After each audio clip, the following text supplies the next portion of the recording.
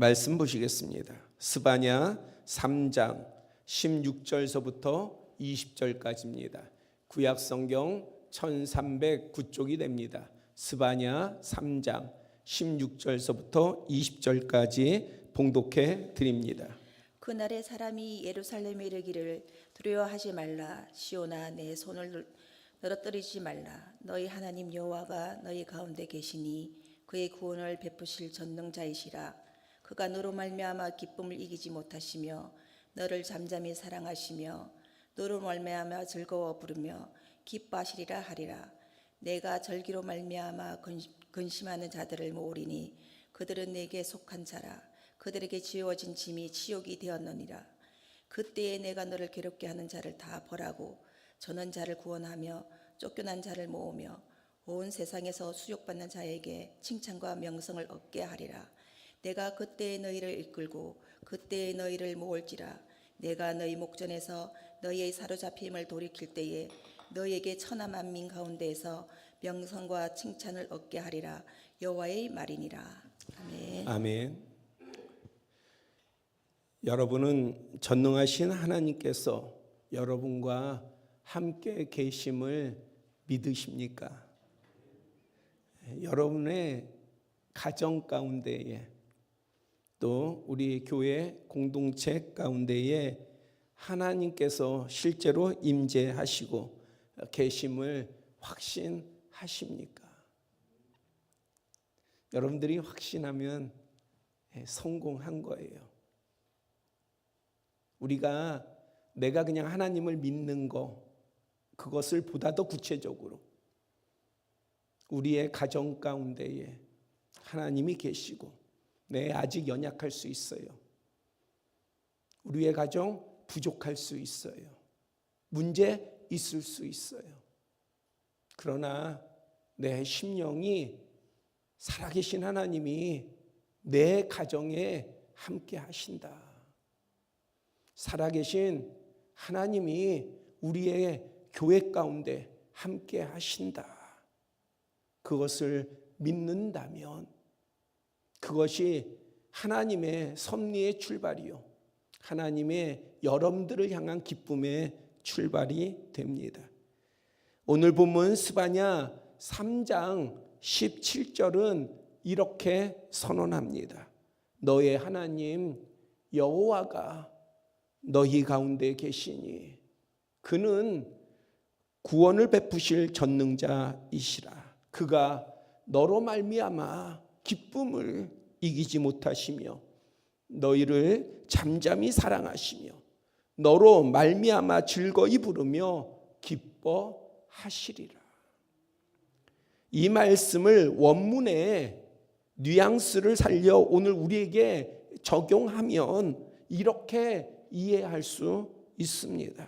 우리의 하나님 여호와는 구원을 베푸시는 강력한 전능자이십니다.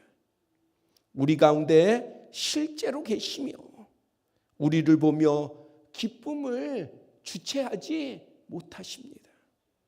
그뿐 아니라 말없이 깊이 사랑하시며 우리를 향해 즐거운 선언으로 크게 기뻐하시는 분이십니다.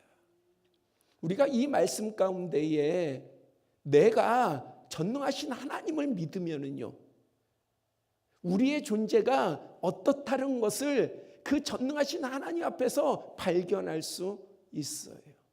하나님께서 기뻐하시되 나로 인하여서 주체하지 못하실 정도로 기뻐하신다라고 그렇게 표현한 것은 정말 하나님이 나를 귀하게 여기시는 까닭이에요.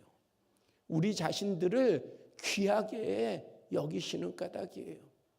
내가 그런 존재라고 하는 것을 세상 사람들 앞에서 발견하지 마시고 하나님 앞에서 발견해 보세요. 우리 자신을 하나님 앞에서 발견해 보세요. 그러면 우리의 가치는 사람들의 가치가 아니라, 내 능력의 가치가 아니라, 내 이름의 가치가 아니라 정말 주님 앞에서의 비밀에 놀라운 가치가 있는 것을 보게 될 것입니다. 이 놀라운 말씀의 의미를 더 깊이 이해하기 위해서는 두 대상을 함께 살펴보아야 합니다. 하나는 심판 가운데서도 구원하시고 회복하시며 기뻐하시는 전능하신 하나님이 누구신가 하는 것이요, 다른 하나는 그 하나님께 기쁨의 대상이 되는 오늘 본문의 너, 곧 우리는 어떤 존재인가 하는 것입니다. 그 전체를 이 시간에 다 살필 수가 없습니다.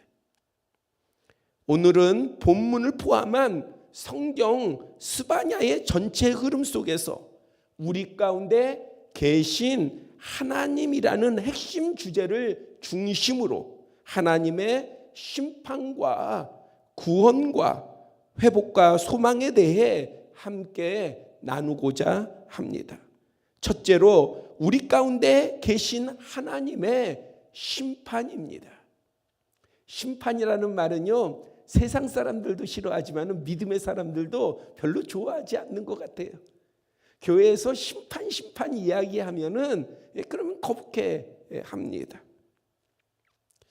우리는 심판이란 용어를 외면하거나 그 의미와 중요성을 축소해서는 안 됩니다. 내가 싫어한다고, 사람들이 싫어한다고 이 심판을 외면해서는 안 돼요.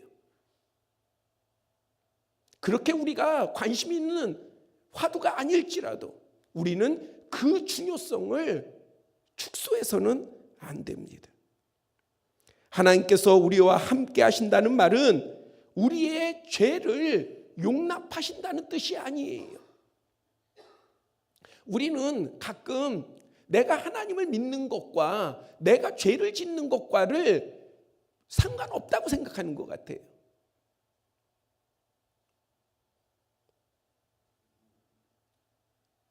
죄를 용납하신다는 뜻이 아니에요. 무엇이요? 하나님이 우리와 함께 하신다는 것이요. 오히려 하나님께서는 여전히 죄를 그냥 두지 않으시는 분이십니다.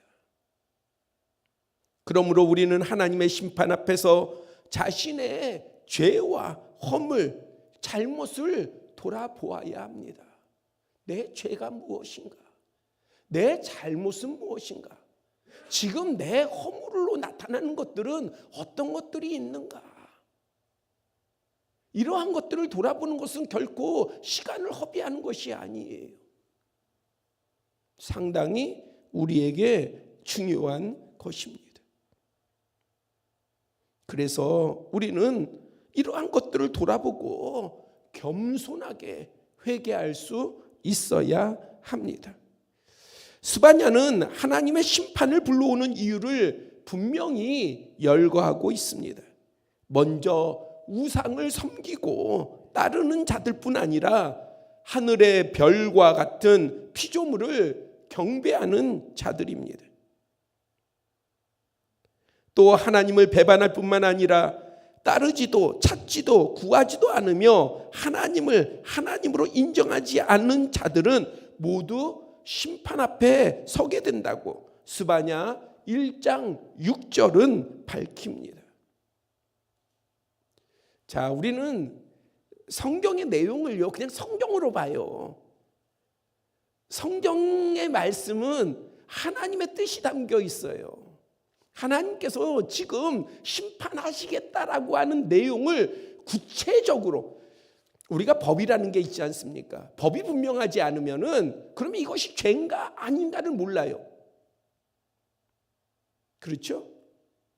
그런데 하나님께서 분명하게 하나님이 죄라고 여기시는 것, 심판하실 내용에 대해서 분명히 밝혔다 하시면, 그러면 우리는 그것을 우리가 하지 말아야 될 걸로 분명하게 타협 없이 분명하게 인식해야 합니다. 그 중에 하나가 우상을 섬기는 거예요. 점 보는 거예요.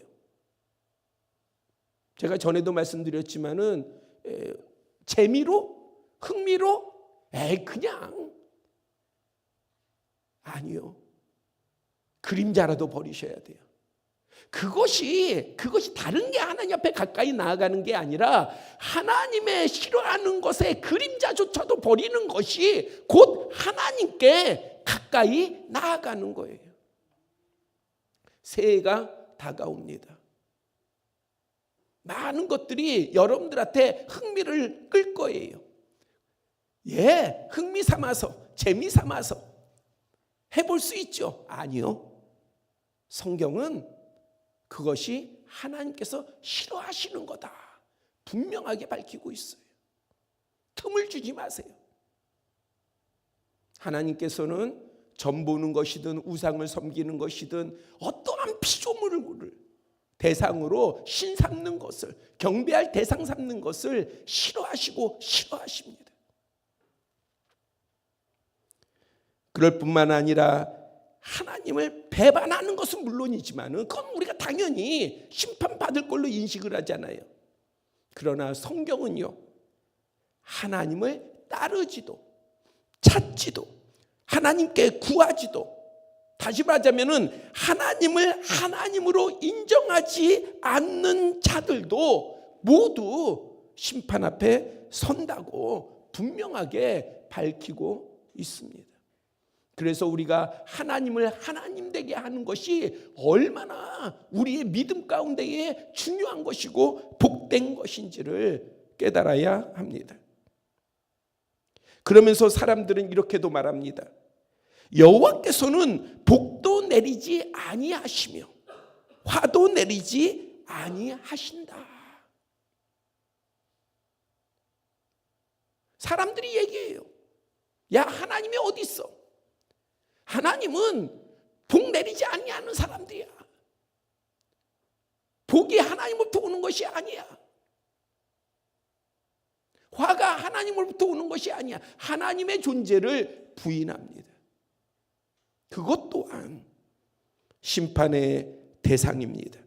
살아계신 하나님을 경홀히 여기는 자들 역시 심판의 대상임을 1장 12절은 말씀하고 있습니다. 그리고 공의와 겸손이 없고 하나님과 하나님의 사람을 비방하고 조롱하는 교만한 모습 또한 심판 앞에 놓입니다. 우리가 서로를 비난하지 말아야 돼요. 다행히 우리 교회는 제가 알고 있기로는요, 뒷말이 많지 않은 교회, 있을 수는 있겠지만 그러나 그렇게 많지 않아요. 복된 거예요. 우리 교회가 외형적으로 어떻게 보이느냐보다 더 복된 것은요, 그런 수근수근함이 없다 할 수는 없겠지만 적은 것이 복이에요. 서로 비난하고 서로 싸우고 서로 질투하고 서로 욕하고 시기하고, 정말 교회에 복된 게 뭘까요? 도대체 교회가 어떤 것이 정말 복 있다고 할까요? 부자가 많은 거예요? 유정자들이 많은 거예요? 뭔가 잘됐다 하는 소식들로 가득 찬 거예요? 어떠한 기적이 나타나는 거예요? 그보다 시끄럽지는 않지만, 화려하지는 않지만, 조용하지만, 그러나 묵묵히 한 사람 한 사람이 성령의 열매를 맺어갈 때에 그것이 진정한 복이 되지 않을까요? 왜냐하면 하나님의 나라에서 뭐가 인정받습니까? 여러분들의 재산이 인정받습니까? 아니면은 여러분들의 세상의 지위가 인정을 받는 겁니까? 하나님께서 그것을 따지신다 하십니까? 아니잖아요. 여러분들의 겸손이, 여러분들의 사랑이, 여러분들의 희생이, 여러분들의 헌신이, 여러분들의 섬김이 세상의 어떠한 가치보다도 귀하고 귀하게 인정을 받습니다. 저는 우리 교회의 감사가 그것에 있습니다. 우리의 성도들이 다 부족하지만, 연약하지만 그래도 선하려고 하고, 서로 사랑하려고 하고, 서로 섬기려고 하고, 서로 묵묵히 희생하고 헌신하고, 이것이 틀림없이 하나님 앞에 영광이 될 줄 믿습니다. 저는 목사로서 가끔 어려울 때가 있어요.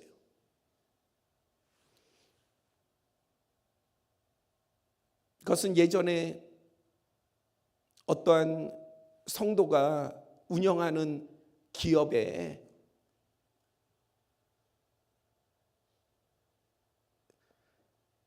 직원들을 임금이라든지 모든 대우라든지, 그 다음에 어떤 용품이라든지, 섬겨야 될 그런 용품이라든지, 이러한 것들을 오히려 일반 사람보다 더 악착같이,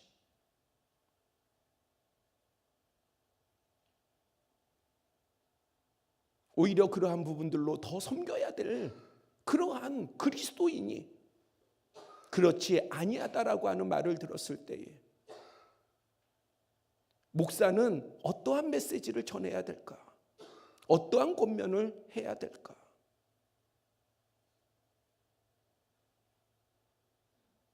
목사는 잘못됐다고 얘기해야죠. 그렇지 않습니까? 왜요? 그것은 진짜 그 심령을 위해서요. 왜냐하면 교회는 하나님의 나라를 보고, 하나님의 의를 보고, 하나님의 뜻을 보고, 살아계신 하나님을 바라보는 까닭입니다. 제가 이 말씀을 드리는 것은, 우리 부족해요. 저도 마찬가지고요. 그러나 우리의 나아가는 모습은 세상의 기준이 아니라 하나님께서 기뻐하심을 쫓아 나아가야 합니다. 그것이 끊임없이 여러분들의 삶에 도전이 되어야 합니다. 그래서 우리는 하나님 온전히 겸손하게 사랑하며 서로 비방하지 아니하며 조롱하지 아니하며 교만하지 아니하며 겸손히 나아가야 될 줄 믿습니다. 특히 하나님을 믿는다 하면서도 하나님의 말씀을 무시하고 하나님께 가까이 나아가지 않는 신앙, 또 직분 가운데 있으나 경솔하고 간사하며 외식적인 주님께 합당하지 아니한 믿음 역시 심판에 이르게 됩니다. 성경은 믿음의 사람에게 하나님의 심판을 두려워하지 말라 말씀하십니다. 믿음의 사람에게는 성경은 그렇게 말씀하고 있어요. 야, 너 하나님의 심판 두려워하지 마. 맞는 말입니다. 염려하거나 무서워할 필요가 없습니다. 그러나 그것이 우리의 죄에 대해 무감각해도 된다는 뜻은 아닙니다. 오히려 더 깊이 살피고 더 살펴야 합니다. 그 심판의 메시지는 우리로 예수 그리스도께 가까이 나아가게 하고 하나님의 긍휼 앞에 겸손히 서게 하며 우리의 삶을 보다 바르게 세우는 까닭입니다. 그러니까 우리가 심판이라고 하는 하나님의 심판을 무서워하고 두려워하고 염려할 필요는 없지만, 그러나 우리가 이 심판이라고 하는 하나님의 심판을 기억함으로 말미암아 우리는 더한 겸손함으로, 그리고 더 주님께 가까이 나아갈 수 있다는 것이. 왜냐하면 믿음의 사람은 하나님의 심판이 단순한 법의 잣대가 아니라 관계의 문제임을 알기 때문입니다. 세상은요, 죄라고 하는 것이 무엇으로 밝혀집니까? 법으로 밝혀지잖아요. 우리가 성경에서도요, 죄라고 하는 것을 밝힐 때에 뭐가 기준이 됩니까? 율법이 기준이 되잖아요. 그러니까 법이라고 하는 것은 그런 거예요. 죄를 밝히는 겁니다. 죄를 드러내놓는 거예요. 그러면 우리가 믿음의 사람인데 우리에게 있어서의 죄는 뭘까요? 우리의 믿음에 있어서 법이라고 하는 거에 의해서 우리가 죄인이고 죄를 짓고 어떠한 죄의 모양을 가졌는가가 정해지는 것인가? 믿음의 사람은 그게 아니에요. 사실은 알고 보면은요, 믿음의 사람에게 있어서의 죄는요, 관계예요, 관계. 어떤 관계예요? 하나님과의 관계예요. 하나님과의 관계.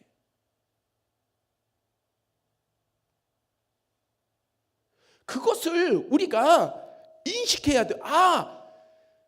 내가 하나님의 관계 가운데에 온전치 아니하면 내가 지금 죄 가운데에 빠져 있는 거구나라고 하는 거를 자각을 해야 돼요.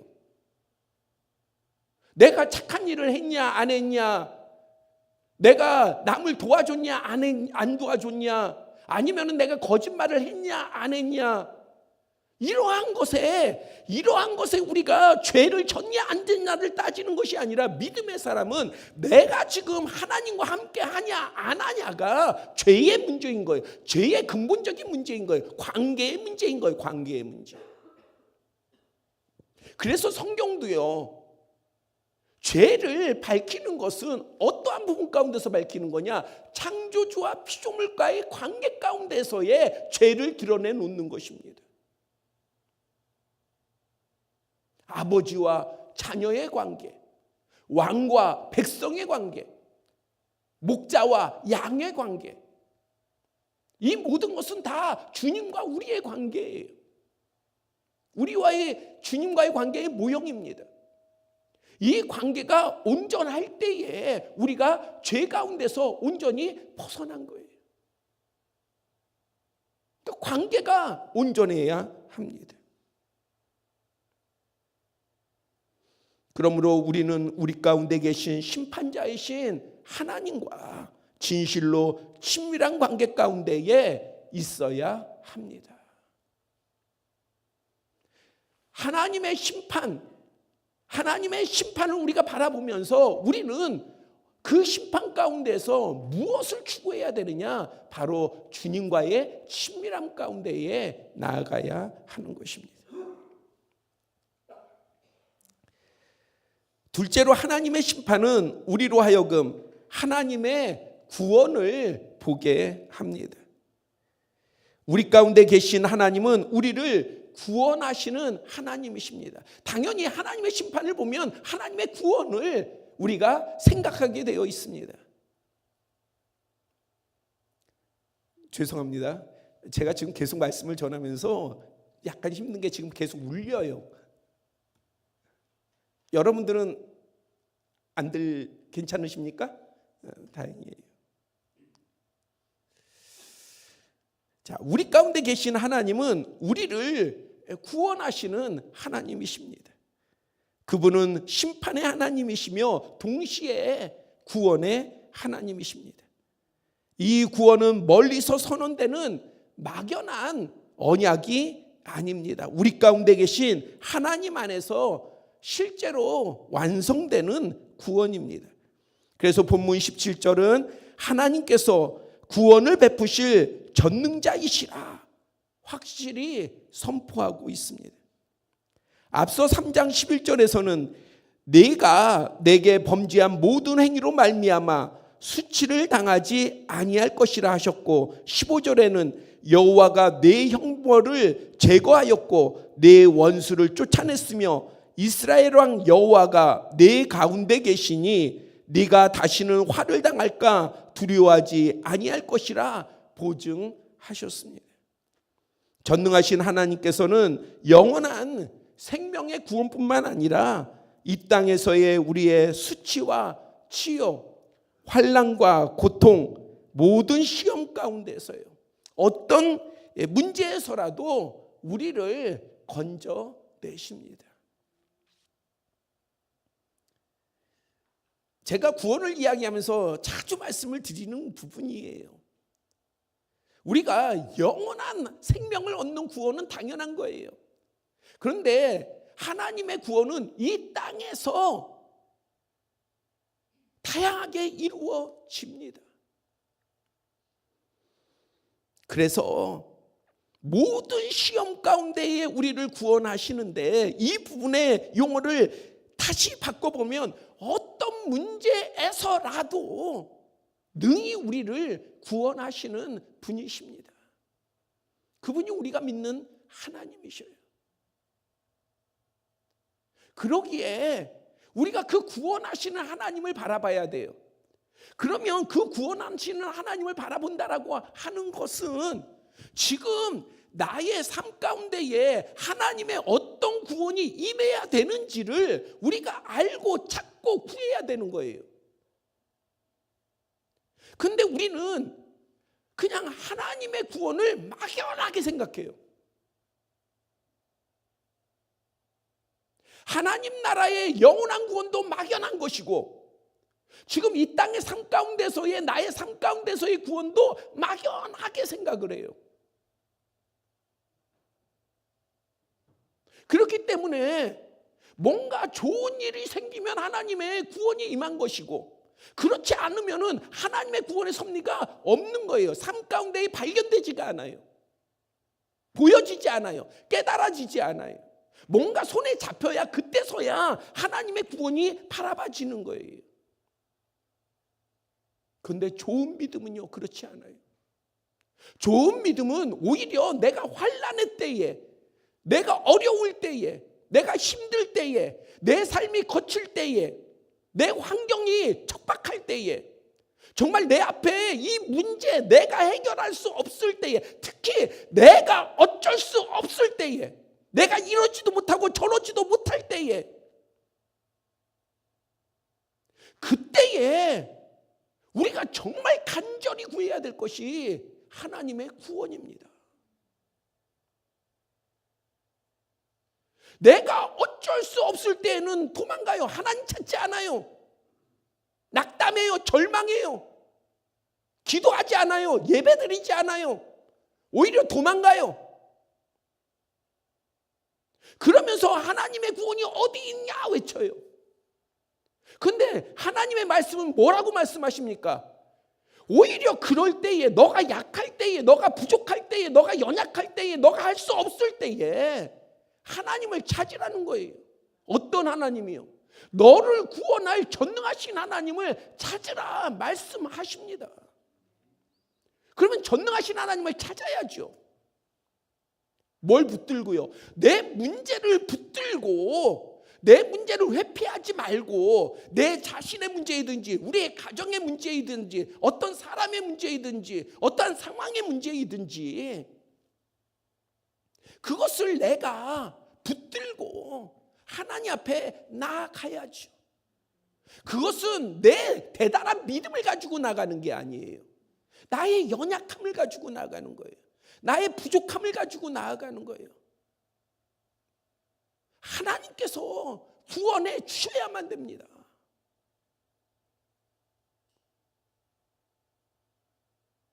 그러할 때에 하나님의 구원의 역사가 우리에게 분명히 나타남을 믿으시기를 바랍니다. 이것이 우리 가운데 계신 하나님, 우리를 구원하시는 하나님의 권세요, 하나님의 능력이요, 하나님의 사랑입니다. 셋째로 하나님의 구원은 회복과 소망으로 이어집니다. 자, 하나님의 심판, 우리가 잊지 말아야 돼요. 하나님의 심판을. 왜냐하면 하나님의 심판은 곧 우리로 하여금 하나님의 구원을 바라보게 하기 때문에 그래요. 그런데 하나님의 구원은 또 우리가 잊지 말아야 될 것은 하나님의 구원은 우리의 회복과 소망으로 이어집니다. 다시 말씀드리지만 우리를 향한 전능하신 하나님의 구원은 반드시 회복과 소망으로 이어집니다. 믿으시기를 바랍니다. 오늘 본문은 하나님께서 우리를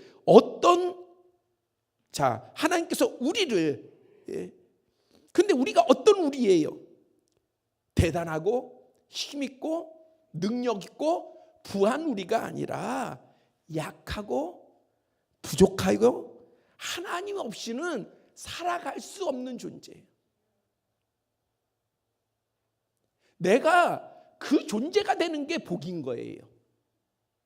내가 내 힘 가지고 뭔가를 할 수 있는 게 복이 아니라, 그래서 내가 계산하고 따지고 뭔가 내 힘 가지고 뭔가를 이루어 보겠다. 하나님 따라오십시오. 하나님 보십시오.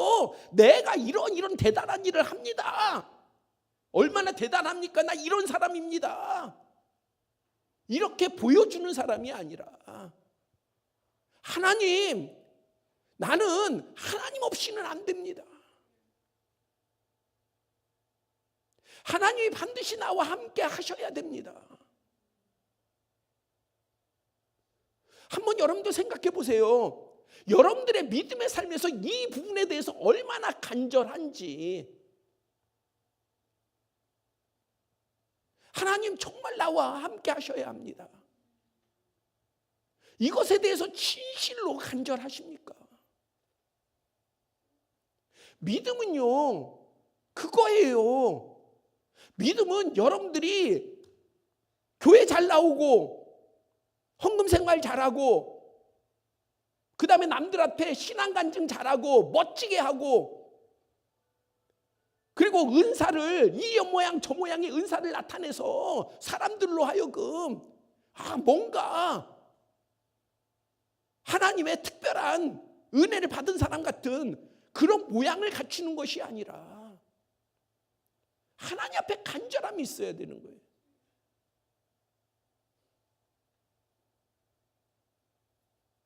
한순간도 내가 하나님을 떠나지 아니하는 그 간절함이요. 과연 내게 그 간절함이 있는가 지금? 예배 드릴 때는 예 하나님 간절합니다라고 고백하지만 교회를 떠나서 예배를 떠나서 나아가기만 하면 하나님은 어디가 계신지 알지도 못하고 찾지도 않고 그냥 매 순간순간 바쁘게 돌아가는 이 세상 가운데서 그러다가 어떠한 순간에 계기가 있어야 하나님을 바라보는 그런 삶은 아닌지. 만약 우리가 그런 삶을 살고 있다면 그러한 삶 자체에 나의 그 연약함을 내놓으세요. 하나님 앞에. 하나님, 나 이렇습니다. 내가 하나님 없이는 살 수가 없는 존재인데 내가 하나님을 찾지도 않고 하나님께 구하지도 않고 하나님과 함께 하지도 않습니다.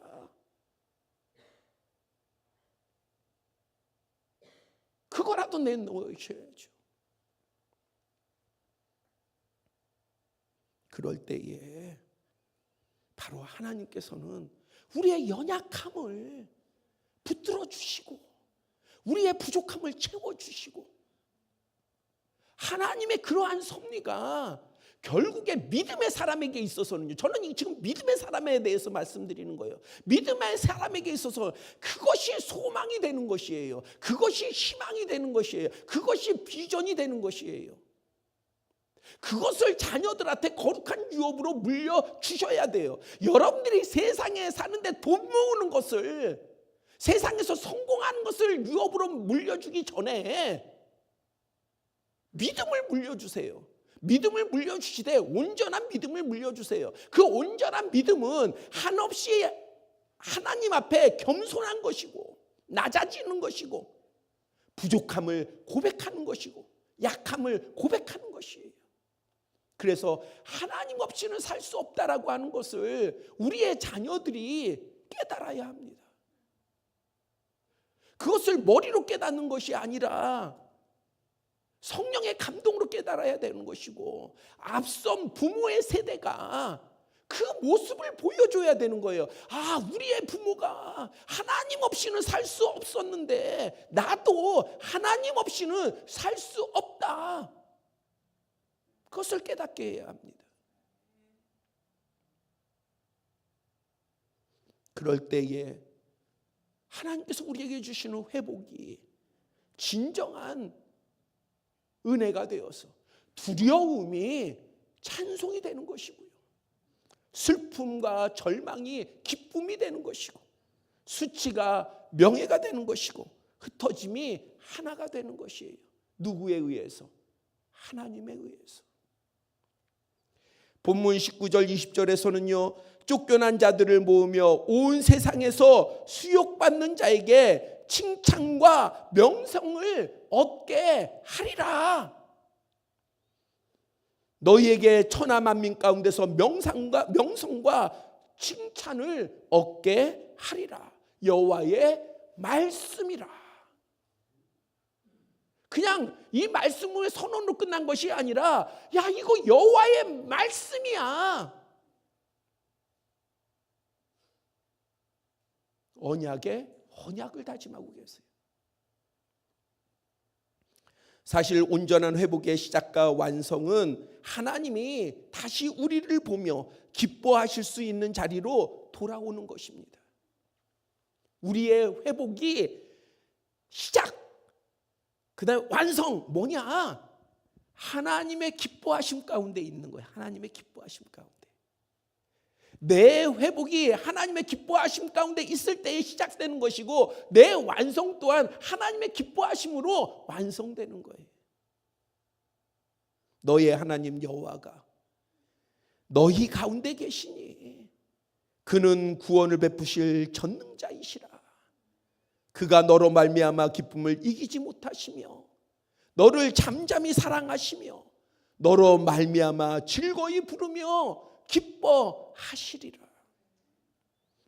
그러므로 우리의 구원을 통한 우리의 회복은 과거로의 회귀가 아니에요. 나 좋았던 때, 옛날에 내가 좋았던 때 그때로 돌아가는 것이 아니에요. 미래를 향한 소망입니다. 왜? 하나님이 주시는 소망이기 때문에 그래요. 세상이 주는 소망이 아니라 하나님이 주시는 소망이기 때문에 우리가 어떠하든지 간에 앞으로 나에게 그때의 영광이 다시 돌아올 리가 없어. 아니요. 우리에게는 더 큰 영광이 준비되어 있어요. 그건 틀림이 없어요. 세상의 어떠한 영광도 들에 핀 그 꽃들의 아름다움을 쫓지 못하는데 하물며 우리를 향해서는 영원한 하나님의 나라의 영광이 보장되어 있지 않습니까? 그게 안 보이세요? 그건 틀림이 없는 거예요. 그런데 그럴 뿐만 아니라 이 땅 가운데서도 끝까지 하나님께서는 우리에게 희망을 주시고 소망을 주시고 우리에게 영광을 베푸시겠다 약속하고 계십니다. 그래서 우리의 회복은 과거의 회복이 아니에요. 좋았던 때로 돌아가는 게 아니에요. 더한 미래, 소망의 미래로 나아가는 것입니다.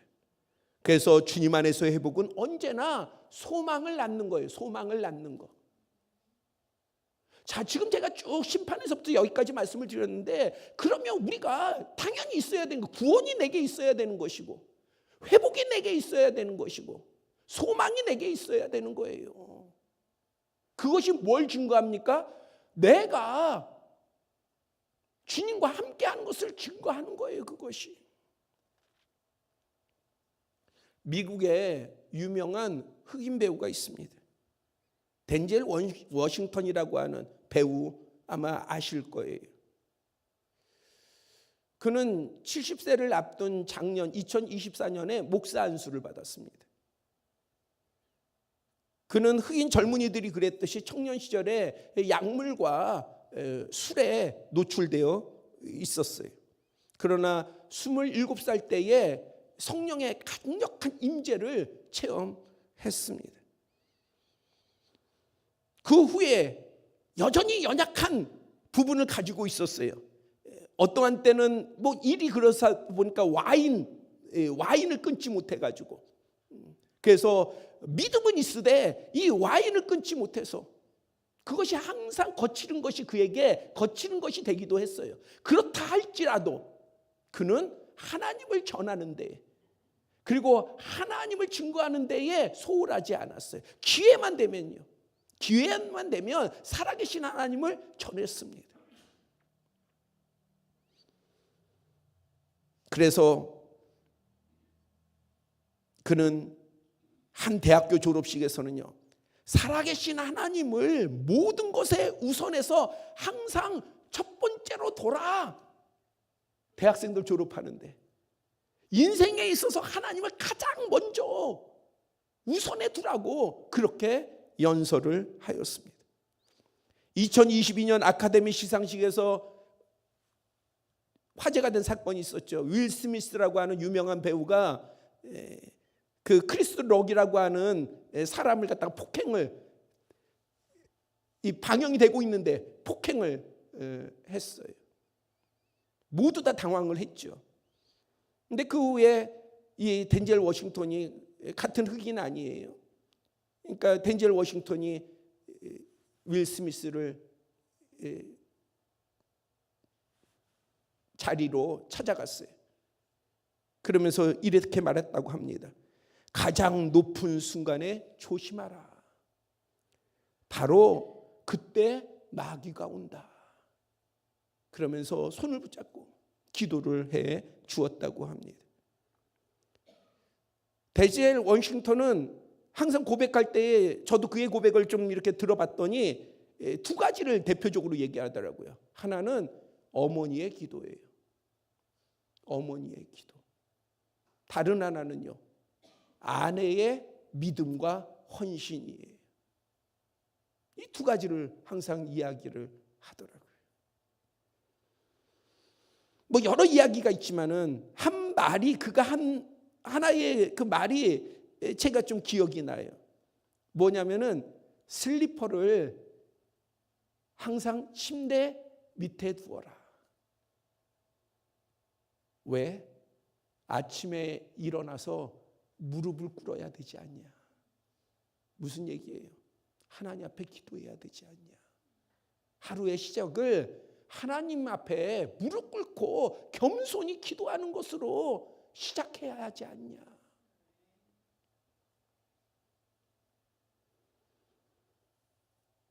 어떠한 사람의 성공, 뭐 여러 가지 소개를 제가 다 못하지만 어려움, 그런데요, 믿음의 사람은 다른 무엇, 주님을 믿음으로 말미암아 뭔가를 이루고 뭔가를 성취하고 뭔가를 보여주고 이러한 것이 아니라, 믿음의 사람은요, 내가 얼마나 주님과 가까이 있냐예요. 내가 얼마나 주님과 가까이 있냐. 오늘의 말씀, 전능하신 하나님께서 우리 가운데 계십니다.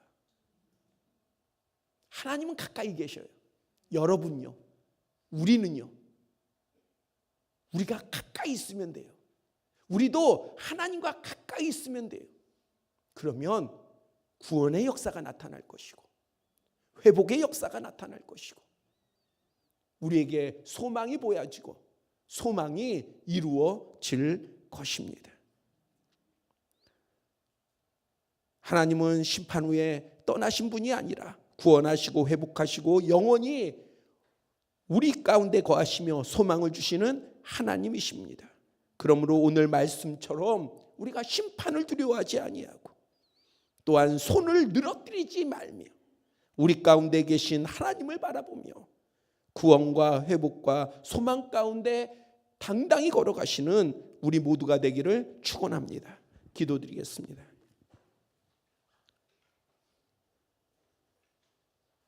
아버지 하나님, 하나님의 말씀을 좋은 것과 싫은 것을 구분하는 것이 우리의 믿음이 아니라 모든 말씀을 우리가 믿음으로 받아 살아계신 하나님을 바라보는 것이 우리의 믿음인 줄 믿습니다. 우리의 믿음을 강하게 하여 주시고 온전하게 하여 주시고 또한 그 믿음을 가지고 우리 가운데 계신 하나님과 항상 함께하는 우리의 삶이 되게 하여 주시옵소서. 예수 그리스도의 이름으로 기도드렸사옵나이다. 아멘.